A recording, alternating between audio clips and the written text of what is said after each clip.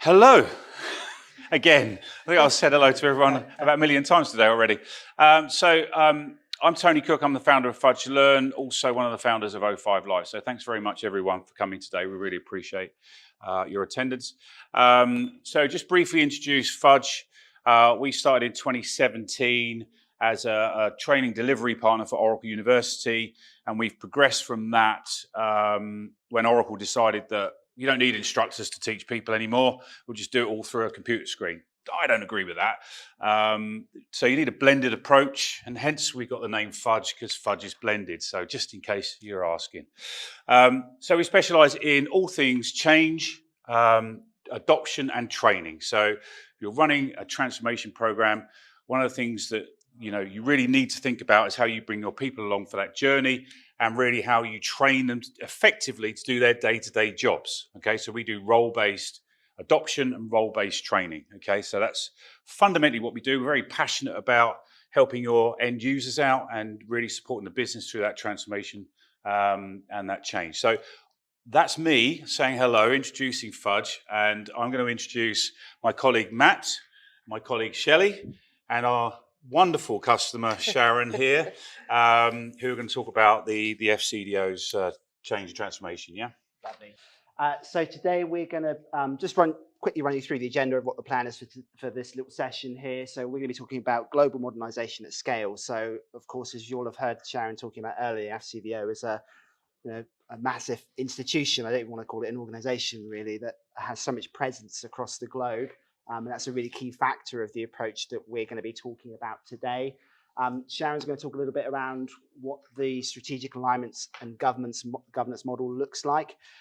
So how the FCDO is trying to set itself up in a way to really maximize success in a way that it delivers change and iterative change in cloud solutions like the Oracle one we're talking about. I'm going to talk a little about training and change strategy as well. So how we, again, as from the keynote speech, you'll have heard Sharon talking about the approach we took in areas like procurement, for example, for Redwood. So I'm going to get a little bit deeper into that for a few minutes. My colleague Shelley will talk a bit around some of the support that we do through tools like guided learning at Fudge and how we help the FCDO with that, and what that tells us about people's experience through that change process. And then we'll come back to Sharon to talk a little bit around the future for FCDO and cloud solutions. A little bit on AI there. I don't think you can escape that anywhere today, I'm afraid. So we'll have that in here as well. Why not? Otherwise, I feel like we're kind of missing out. And then we'll just kind of wrap up and see if there's any questions at the end as well. So let's come over to Sharon. I'll be in charge of the clicker. So do you want me to do clicking? You can do clicking right, and reminding clicking. of timings. So global modernisation at scale, that's quite a title, isn't it? And what that actually means is, given the size of the FCDO, that 20,000 plus users that I mentioned, the global outreach, so anywhere from our embassy in Washington down to our very, very small consulate in Recife in Brazil, we're widespread, and that means that we have to reach that audience. We operate in English language in all of our overseas missions, but we're also very conscious that that's not people's first language. So everything that we do has to be with that in mind. So communication has to be clear, avoiding jargon. When it came to Redwood, yes, mandated upgrade, but that wasn't the first thing that we said to users. So it's mandatory, therefore you have to just adopt it. No, we put users at the center of this deployment.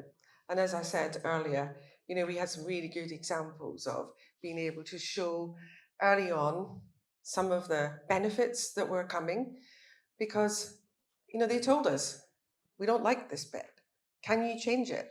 Well, we can't just change it quite simply. It goes further than that, but a lot of our work to input into Oracle does, as a customer, does come out the other end. We are being listened to. So, we had to understand the impacts of what this change would mean. As a public body, we've got some quite strict digital guidelines. So we had to make sure that we aligned with those, and that's the UK government digital goals around simplicity, inclusion, and accessibility. We had timeline pressures to upgrade to Redwood with minimal disruption to our key services. But the focus was really on, the user experience. This is not a system upgrade per se. It was how we upgraded the experience for people. And we'll come on to more detail around that on the next subsequent slides. Hey, good job, Matt. You got the right slide. I got you. Okay, we're going then. So I mentioned the government digital principles of accessibility, inclusion, and simplicity. We'd learned a lot from Go Live back in 2 years prior, and it's adoption's more than just training. People say when they need to learn something, well, I need a course. I need to go to a course. Sometimes, yeah, you do, but the learning is part of the change process. It's how you embed and take forward that journey. And part of that journey is the wraparound for the governance that's needed to implement change of this scale. So we did have a huge plan, with our business stakeholders, the SMEs, the product owners, the delivery team who would implement, with our internal learning team, working in partnership with Fudge. And you have to, it's really important, I can't stress it enough, you have to bring all of that together to bring it to life. We had some comprehensive business change impact assessments. We used 2 environments in Fusion so that we could look at the as-is process and then the to-be process in Redwood. So what does Redwood look like for manager self-service, for example? Compare the 2, where are the gaps? And then it's from there you have your conversations with the business to draw out where you need to focus your energy, where are the highest impacts, where can things go better in future, but where can they go wrong, because we don't want to disrupt our day-to-day work. And therefore, on the back of all of that, we co-created with this group of people the roadmap. So how are we getting from here, point A to the end point in that journey? And also really conscious of, and the stakeholder engagement piece is, Redwood's not the only show in town. From an Oracle perspective, you've got Evergreen. We've got our own change that we're putting through the system. There's a lot going on in the organization, whether it's new policies that are coming in, something happening in the world. We've all seen some sad things in the news which we have to react to. So people's time is really, really pressured. So that engagement, starting early on with our key business stakeholders, and then starting to layer that approach through with Fudgelearn, feeding back to them, okay, this is what they're telling us, and then that helps you to then build into OGL and any training that was needed. Matt's going to cover quite a bit on procurement, I think, later on, so I won't go over that example that I mentioned earlier. What I would just say about OGL is that although it became, it was crucial for our Go Live, some say it saved us, because at the time we were the largest government department to deploy OGL. It was still quite new at that point. That was a big game changer in terms of digital adoption. And we started to grow it from there. So it's not just about how you get through go live, but how you then start to use it later on, which we'll talk about next slide, I think. So we had the impact assessments, the business engagement, but key at the heart of all of this is the user and business change. And having worked in the program to launch Cloud Fusion, there was often this push and pull between the techie side of it and the business change side of it and the users. So you can build a wonderful, product, whatever it may be, whether it's Fusion or anything else. But if you don't put your users at the center of it, it doesn't land in the same way. So that was why we really took that extra step to ensure that we embedded the change throughout the whole implementation. The drip feeding that I mentioned earlier, the community engagement, was such a large organisation, and whether you're a large or small organisation, it's important that you use the channels that you've got available to you, or you innovate to develop new ones. Just look at the ways that you can best communicate with your audience, because we got a lot of great feedback from those, which again then helps us to say, actually, I think we need to change tact a little bit, just based on some of the comments that we're getting. But mostly it was pretty positive, I think, because we gave them some nice teasers of things that we're going to change for them in a positive way. So it's that storytelling, that early visibility of what's coming, that sort of demystifies and takes away that sort of fear factor. I can't remember if I mentioned in the earlier comments about the 1 minute videos, but anyway, I'll mention it again. Yeah, you did. Yeah, I did. Okay, good. But those were really powerful. I think it was you. It's Mr. Chris here at the front, who did those 1 minute videos early on. So just enough to give people a little bit of a taster, and then the big stuff that was coming later through the training and the OGLs and the innovations that Fudge were bringing to our Redwood process was really crucial. So I think that's all in the next one.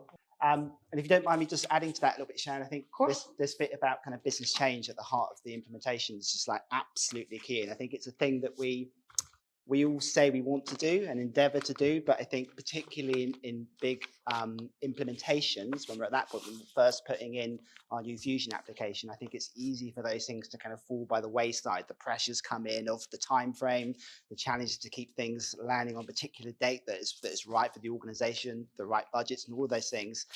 It's often, I think, the change in training that kind of gets squeezed into the back of the process a little bit. And so certainly, in my many years of delivering Oracle training, that's often an experience that I find. I think other people would probably recognise and resonate with. What the FCDO have really built in terms of their model, their governance model for how they manage all of that ongoing change, and Redwood obviously is part of that, but all of those quarterly updates, by having this really kind of user-centric approach to how they analyze what those changes look like and make sure they identify what the key points are that users will recognize to help them interpret that change better, just gives us in training just so much useful and rich information that we can use to make that training, to make the communications and all of those things like really land in a much more meaningful way for those users as well, and help them kind of come along on their journey with us. So I'll talk a little bit around a bit what that kind of training approach looked like and kind of how we layered it. It's almost lunch. If I'm sorry about the cake, is probably going to make some stomachs rumble at this point.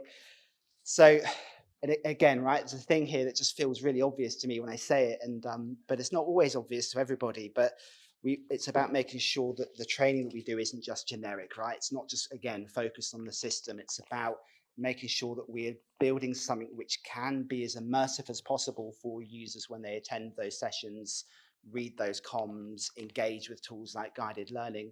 So making sure we're using scenarios that they recognize, data that they recognize, and all of those things. Believe it or not, for most people, IT training is boring. I'm not one of those people, I'm sure you're not as well. So we have to do what we can, right, to make that as impactful as possible and meaningful as possible for them. And again, right, that kind of that model that exists really allows us to be successful in the FCDO time and time again, and iteratively learn through each of those all those mini go live events that we're always kind of going through in cloud solutions like this. So when we're building that training, it's not just us, it's Fudge as a training partner for the FCDO coming in and going, right, this is how you use procurement, this is how time cards look now. Actually, we spent time with, embedded in that governance model, working with their process owners, with their SMEs, with people that are involved in the testing cycles, building and designing what that training should look like, making sure that we're building something, again, like I say, is recognizable to people that uses their scenarios. Now, of course, the FCDO, as we talked about a few times, is such a massive institution with such global reach that can make things a bit challenging when it comes to delivery. So the approach we took here was to make sure that we delivered a high volume of sessions that were quite short and snappy, that over a period of time, I think it was, I've got some numbers, I think we ran, so taking procurement, for example, which we recognized from all of that kind of good work that the impact assessment tells us, and all of that conversation leads us towards, we recognize procurement being a really key area, and I'm sure like most of you again would recognize that, like how common it is for procurement to be a problem, an area that people commonly get wrong. So one of those things that, is it self-service? Is it professional? Not quite sure. It kind of falls in the middle somewhere, and can have a lot of downstream issues and implications if not done correctly when things land in buying team and finance and so on as well. So we ran, I think it was 24 sessions over about 6 weeks, something like that. I'm looking at Holly, because you had the Lord's work of actually organising that and making sure people came to those sessions, so that we could make sure that people in different time zones had opportunities to attend. We had, again, stats, love a stat, 931 very precise people through our door to come to those sessions. I would add that that's 931 people, but I think 600 odd of those are actually unique people. So either that tells me that people really loved it and they wanted to come again and again and again, or there was, there were learnings there they could pick up the next time. And all of those sessions weren't the same. They were tailored in different ways that was understood by people when they were booking onto them for different types of scenarios, different parts of the organization buy different things, and some charge to projects, some don't. And all of these things, I think we had to make sure we factored in all those different flavors to kind of meet those needs. Now, of course, that's just the vehicle. What we're really doing is using that as the device by which we can start to say, okay, well, this button's over here now, this thing's over here, here we've got a new feature over here. By the way, when you always charge for projects and you always have to find all your project codes and all these additional DFFs that you've added here at the FCDO, well, now they're down on a couple of screens down here, and this is where they live now, so that we can kind of signpost all those kind of key changes that are going to be quite critical to making sure that people are able to get back to a level of system proficiency as quickly as possible. Another key thing in here really is going to be about making sure that we blend that with other activity that's going on. So training doesn't exist, in a bubble. It's not its own thing that's taking place in the silo. It really is just part of the chain of that wider change piece. So making sure it's well integrated with the comms, so that we're, as Sharon talked about before, that process started really early. It's about making sure we are handing over neatly to whatever the post go live support looks like, and so that people, and that's signposting that efficiently and making sure that the messages are consistent throughout. And I think really also in there, we'll talk about, I'll let Shelley talk about guided learning. It's really tempting for me to start going into guided learning and just going on about how wonderful it is and perfect for these kind of tools, especially kind of after the go live event itself. But I'll save a bit of time for Shelley to do that. And I think also another key thing of the training here is about, and the comms and everything really, is about using it as an opportunity to try and help change the mindset of an organization. So we all know change is difficult. If you've been through lots of implementations pre-cloud on R12 or whatever it was before, you're moving from system A to system B, and then system B comes in and that's now what you've got, and it's very static and it's one kind of big event. But of course with cloud, what we've got is kind of almost never-ending change. Right? We have to, and it's really key to make sure that at all levels, from the users at the lowest level of operations, at the kind of the coalface, right through the leadership, all of our SMEs and so on, really kind of get on board with that mind shift of understanding that change is constant. Technology doesn't sit still. How it looks today is not how it's going to look tomorrow. There will be constant change, and that is an opportunity. That's not something to be scared of. That means that, as Sharon talked about earlier, things you might not like now will improve in the future and will change, and it will continue to grow and adapt with how the organization looks today, with what the industry looks like today, and what's normal for IT systems as well. So I think it's probably a little bit. If I missed anything, let me know. Can I just add? Sorry? Can I just make an addition? Please. The partnership that FCDO has with Fudgelearn, and the evolution of OGL and how we've sort of managed that within our team. So we have Holly, who's here at the front, she's my colleague, and she leads on learning. So there's a lot of upskilling that has taken place. So we can do some great things for ourselves, smart trips and beacons and things like that, which is amazing. But the evolution of what Fudge brings to the tool, and Shelley, I think you're going to talk about it, so I'm not going to steal your lines, but just to say that that's so important to any organization when you're looking at continuous improvement.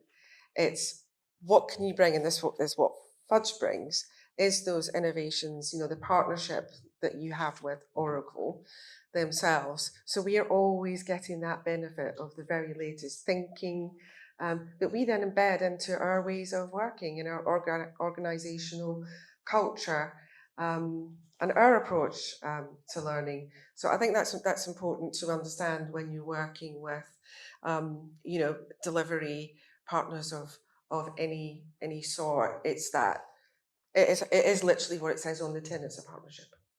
Thank you, Matt. Hello. Good morning, everybody. I'm Shelley. I am the Oracle Guided Learning Team Lead at Fudgelearn. I'm going to talk to you about Oracle Guided Learning. Like Matt, I can talk about it a lot. It's my mastermind topic. But what I'm not doing is I'm not showing you a lot. So if you want to see, I'm assuming you know a little bit about Oracle Guided Learning already. If you want to know more, we are downstairs. We've got a demo set up ready to show you. So if you want to come and see anything that I'm talking about, please come see us afterwards. So Matt was just talking about Oracle Guided Learning and all the features that it delivers, which leads to effectively learning without actually leaving the system. But what I wanted to kind of pull out a little bit firstly was about how Oracle Guided Learning can actually guide change and not just process completion.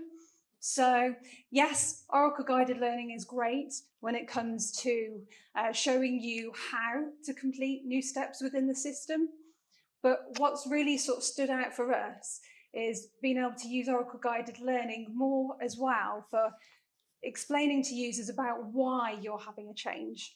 So it's not necessarily just about, what is it that's, how to complete the same processes in a slightly different way, but actually about why this change is happening.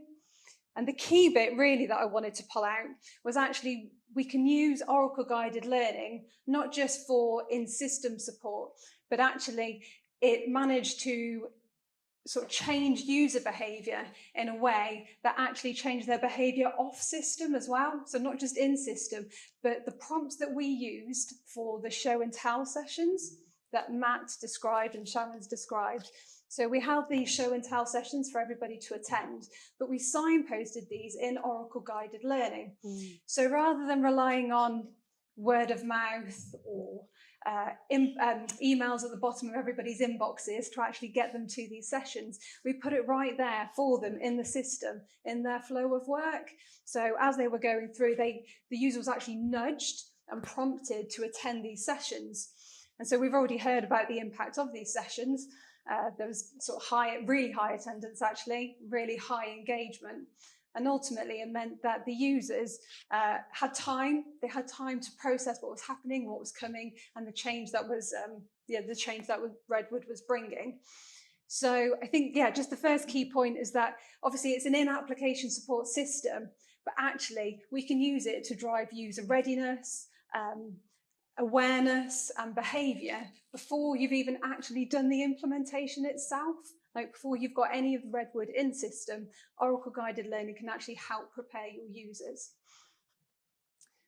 The second point is about tackling friction points early, which I think for us was a real key strength. So it wasn't guesswork. So like Sharon and Matt have already pointed out, it was rooted really in that sort of really comprehensive change strategy, the whole approach with the impact assessments that were completed early on with users. But what that gave us visibility of was those friction points within the system.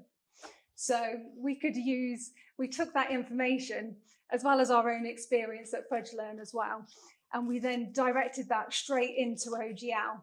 So it meant that, you know, we knew layouts were changing, fields were being hidden, and I think there's a few examples specifically within procurement where we know that there were fields that people were finding it difficult to find, like tax status, for example. So things were changing, but we embedded that support. There was contextual tips, extra guidance to help users and tackle those issues before they became a problem. And I think probably something we've kind of hinted at, but probably worth pointing out about friction points as well, is that actually friction points don't really just exist within the system, but actually they live in your user base too. And so I think recognizing that and really knowing your audience really helps us there. So Sharon knew from previous experience that actually requisitioners were really going to benefit from that extra level of support. They were possibly less aware of some of the change processes, and actually by giving them extra OGL support and extra sort of person-led real-time support, that was the extra level of support that they needed to make them feel confident within the system. So I guess if you can anticipate the friction points and use OGL to do that, both on and off system, that's really going to be beneficial.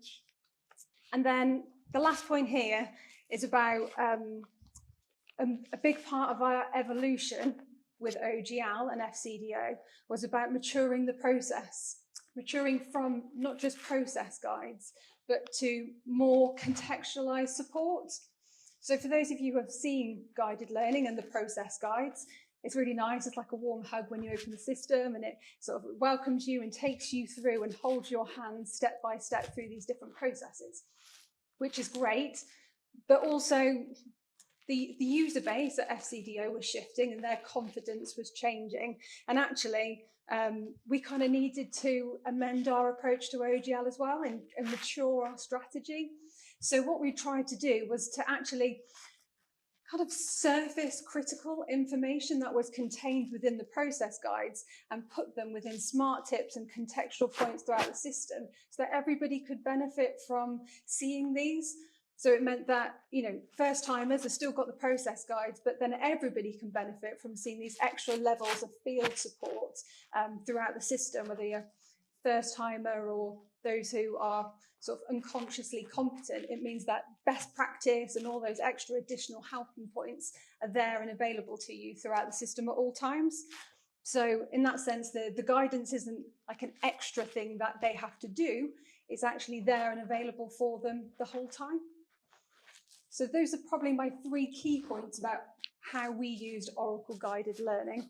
Just really quickly, obviously we've spoken a lot about supporting users and changing behaviour, but the bit that really sort of, where we really see the impact is in the feedback that we get from users. So we've got feedback here from OGL guidance that we've got online, and then we've also got feedback from people who attended our show and tell sessions.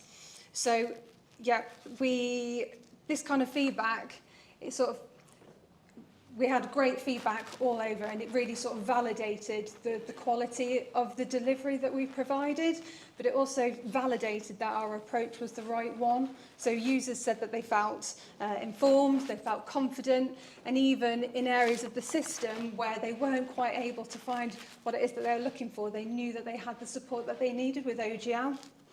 So, and then obviously that insight then only helps us. So we knew what landed well, but also what we needed to build on so that we can continuously elevate the user experience. But for me, this is kind of what success looks like in numbers. So based on the guides that we put in with Oracle Guided Learning for procurement, we saw that these guides were used, 100% of our guides were used. They were run thousands and thousands of times. We had really high engagement and a really sort of solid user rating as well.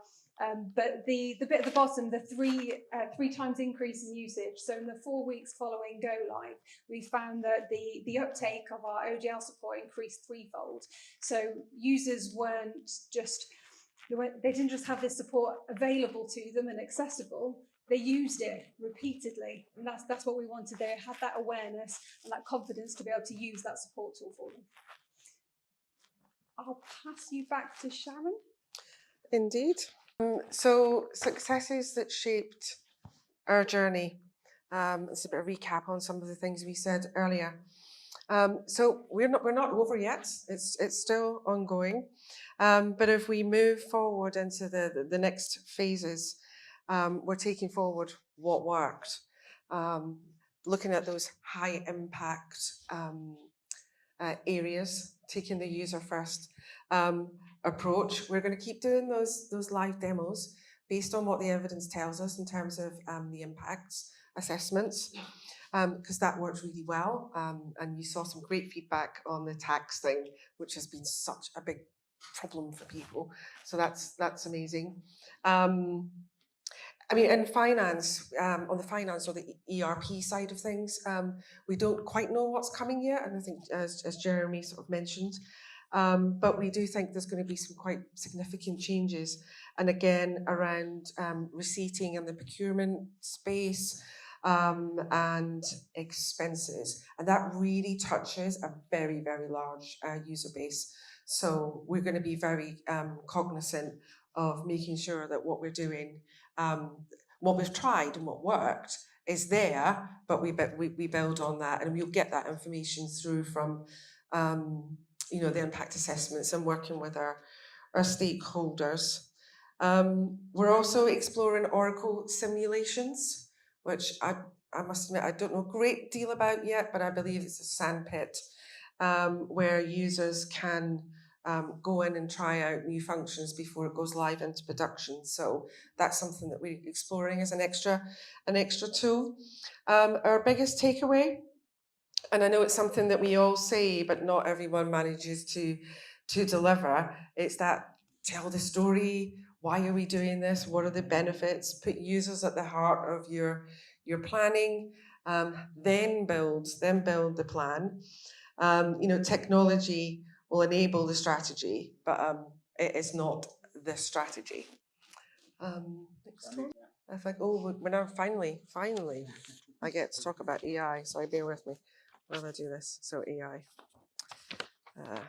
Well, I think what I would start with saying is, it's the biggest show in town, isn't it, for many of us? How do we use AI? What does it do? So for us in FCDO, and I'm just talking about this in terms of Oracle, and using what we've gone through with Redwood really is the enabler, because it gives that new, nice, clean, fresh user experience for people. So it doesn't feel like when you start adding on AI that it's such a leap. It's almost like a natural progression from one to the other. So, it's not big bang, here comes AI, and you now have to sort of get on with it. So it's much more usable in Redwood. I think what's important here is how we are going about that process within FCDO. We've got some great contacts in Oracle who are working with some of our product owners on what they can get the benefit from, the most value from, rather than here's a list and start picking it off one by one. But within our own team in FCDO, it's very much about what is the business problem that we are trying to solve here, and teasing that out, wrapping the governance around the entire process. So again, it's iterative. You're identifying what the problem is. You're going through, you know, the different stages of developing, testing, pilots, business benefits, the whole sort of journey. So it's really important as we start that journey that my colleague here, Ya, is the one who is building out this roadmap that we're going to develop for AI, so that we can, you know, drive efficiency, and that's the name of the game. We all want to save time, be more efficient, be able to take more strategic decisions for our organisations. Was there another slide? No. This is that Redwood gave us this platform to make this change. We had OGL, which activated the whole thing. We had this change strategy that made it real, and our partnership with Fudgelearn really brought it all to life. So that's the concluding thing that I'd like you to take away. Thank you.